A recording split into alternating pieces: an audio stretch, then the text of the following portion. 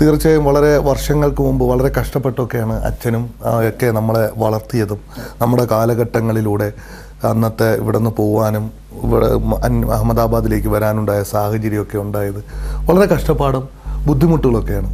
ഇന്നത്തെ കുട്ടികൾക്ക് തീർച്ചയായും അത് മാറുകയാണ്. ഇന്ന് അവർക്ക് സ്കൂളിൽ പോകാൻ, കോളേജിൽ പോകാൻ കാറുകളായി, ബൈക്കായി, ലോകം മാറിക്കൊണ്ടിരിക്കുകയാണ്. അപ്പോൾ നമ്മുടെ പഴയ കാര്യങ്ങൾ, നമ്മുടെ ബുദ്ധിമുട്ടുകളൊക്കെ ഇന്നത്തെ കുട്ടികളോട് പറയുമ്പോൾ, സാറിൻ്റെ കുട്ടികളോട് പറയുമ്പോൾ അവർ ഏത് രീതിയിലാണ് അതിനെ നോക്കിക്കാണുന്നത്?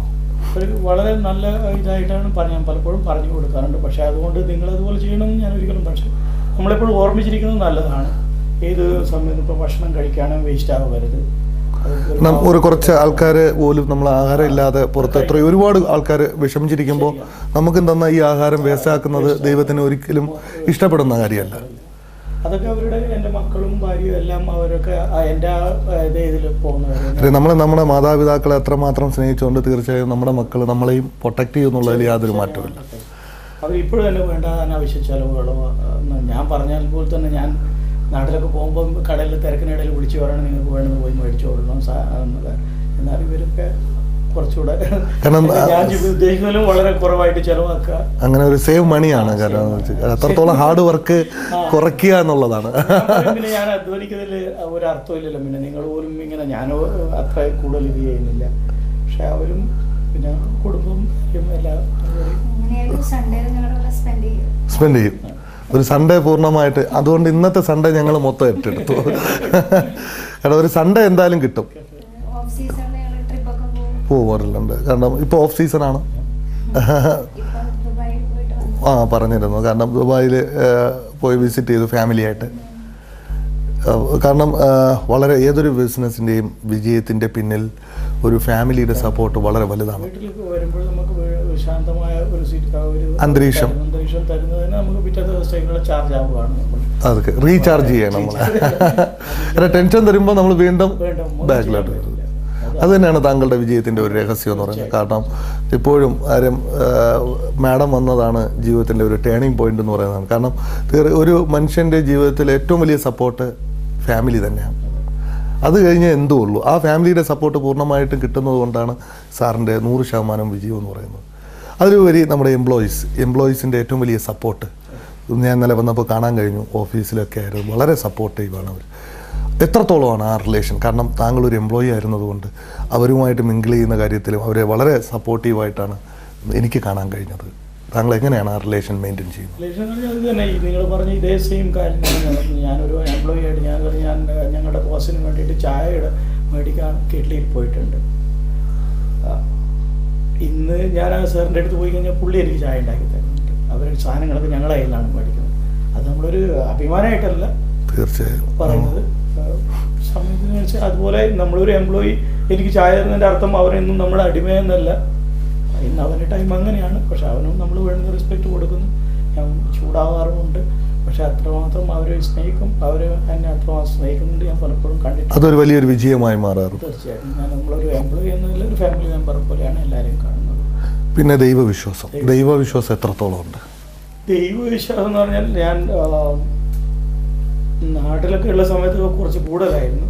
പക്ഷെ കാലത്തിനനുസരിച്ചിട്ട് ഞാൻ ദൈവത്തിനേക്കാളും ഇന്നും മനുഷ്യൻ്റെ കർമ്മത്തിലാണ് കൂടുതൽ വിശ്വസിക്കുന്നത്. നമ്മൾ എന്ത് ചെയ്യുന്നോ ഒരാൾക്കും തെറ്റ് ചെയ്യാതിരിക്കുക, ഒരാളെ വേദനിപ്പിക്കാതിരിക്കുക, കഴിയുന്നത്രയും കർമ്മമാണ് കൂടുതലും ദൈവത്തിനേക്കാളും പ്രാധാന്യം. നമ്മുടെ പ്രവൃത്തിയിലാണ്. നമ്മൾ തെറ്റ് ചെയ്താൽ കാരണം നമ്മൾ നന്മയിലൂടെ ജീവിക്കുക.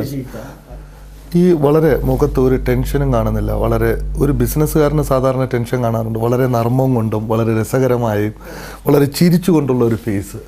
ഇതെങ്ങനെ സാധിക്കുന്നു? ഒരു ബിസിനസ്സുകാരനെ സംബന്ധിച്ചിടത്തോളം വളരെ ടെൻഷൻ, വളരെ ചിരിക്കുന്ന പോലും അപൂർവം. താങ്കളുടെ മുഖത്ത് വളരെ കൂളായിട്ട് ഇത് കാണുന്നു. അതുകൊണ്ട് AC ബിസിനസ് ഈ കൂൾ ബിസിനസ് ആയതുകൊണ്ടാണോ? ഇപ്പം വീട്ടിൽ വരുമ്പോൾ നമ്മൾ വേറൊരു രൂപം നമ്മൾ ഇവൻ കടയിൽ ഇവർ പെട്ടെന്ന് വന്നു കഴിഞ്ഞാൽ എനിക്കൊന്നും ഇങ്ങനെ ശരിയാക്കേണ്ടി വരും. ഒരു ചെറിയൊരു ആക്ടർ ആവണം അവിടെ. കാരണം ഇവർ കയറി വരുമ്പോൾ നമ്മൾ വളരെ ചിരിച്ചോണ്ട്. അപ്പം വീട്ടിലിരിക്കുന്ന സമയത്ത് ഒരു മാറുകയാണ്. ഇപ്പോൾ യാതൊരു ബിസിനസ്സും മനസ്സിലില്ല. അവിടെ ഈ വാതിലോട്ട് കയറുമ്പോൾ നമ്മളെല്ലാം കളഞ്ഞിട്ടാണ് കയറുന്നത്. അപ്പോൾ എൻ്റർലി ഒരു കുടുംബനാഥനാണ്. ഗുജറാത്തിനെ കുറിച്ച് നമ്മൾ പറയാതെ ഈ എപ്പിസോഡ് അവസാനിപ്പിച്ചാൽ അത് വളരെ ഒരു നന്ദികേടായിരിക്കും. ഗുജറാത്ത് എന്ന് പറയുന്നത് വളരെ വൈബ്രൻ്റ് ആണ്. ഇപ്പോൾ ഒരു ഗ്ലോബൽ പ്ലാറ്റ്ഫോം ഒക്കെ വന്നു കഴിഞ്ഞു. ഒരുപാട് രാജ്യങ്ങളിലുള്ള ഒരുപാട് ഇൻവെസ്റ്റേഴ്സ് ഗുജറാത്തിൽ വരുന്നുണ്ട്. എസ്പെഷ്യലി അഹമ്മദാബാദ്, ഗാന്ധിനഗറൊക്കെ ഡെവലപ്പ് ആവാൻ പോവാണ്. ഡെവലപ്പായി കഴിഞ്ഞു. ഒരു നല്ലൊരു വിഷൻ ചീഫ് മിനിസ്റ്ററുടെ കയ്യിലുണ്ട്. ഒരു കാര്യം അറിയാൻ കാര്യം വെച്ചാൽ രാത്രി 12 മണിക്കും സ്ത്രീകൾക്ക് വളരെ സുരക്ഷിതമായി പോകാൻ പറ്റുന്ന ഒരു സ്ഥലം അഹമ്മദാബാദ് എന്ന് പറയുന്നത്. ഒരു കുഴപ്പം ഉണ്ടാകുന്നില്ല. ഒരു കുഴപ്പമില്ല. 2 മിനിറ്റ് മോളൊക്കെ ഇവിടെ ഈ വല്ല കോളേജിലോ ഇതോ അല്ല സ്കൂളിലൊക്കെ ഉണ്ടെങ്കിൽ ഇവിടെ അവൾ ആക്റ്റീവ് എടുത്തിട്ട് ഇവിടെ വീട്ടിൽ വരെ നമ്മൾ ഫോണിലേക്ക് കൂടി ഇവിടെ നിന്ന് പുറപ്പെടും. എൻ്റെ പപ്പ ഇവിടെ വരുന്നത് നമ്മളിവിടെ സുഖമായിട്ട് നമുക്കറിയാം ഇവിടുത്തെ ഗുജറാത്തിനെ പറ്റി. റോഡിലോ ഇവിടെ ഒരു പ്രശ്നമില്ല. ഇവിടുത്തെ പബ്ലിക് വളരെ സുരക്ഷിതമാണ്. വളരെ സുരക്ഷിതമാണ്.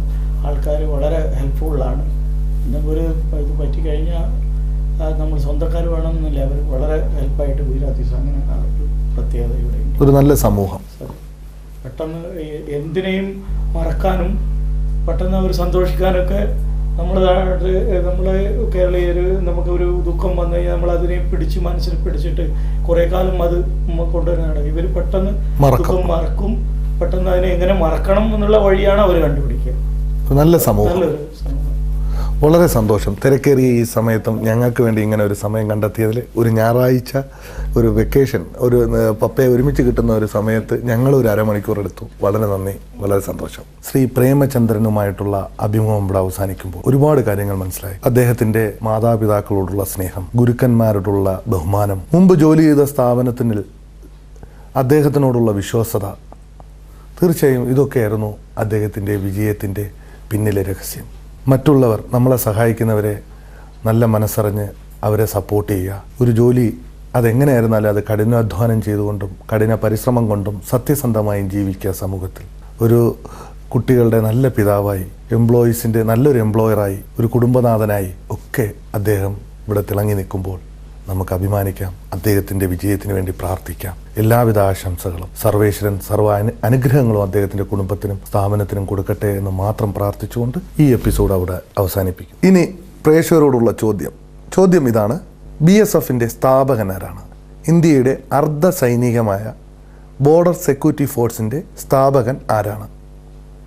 ഈ ചോദ്യത്തിന് ശരിയുത്തരം ഇനി പറയുന്ന ഫോൺ നമ്പറിൽ ഞങ്ങളെ വിളിച്ചറിയിക്കുക. ഞങ്ങളെ വിളിക്കേണ്ട ഫോൺ നമ്പർ 0484-231-7782 അല്ലെങ്കിൽ 83. ഫോൺ നമ്പർ ഒരിക്കൽ കൂടി 0484-231-7782 അല്ലെങ്കിൽ 83.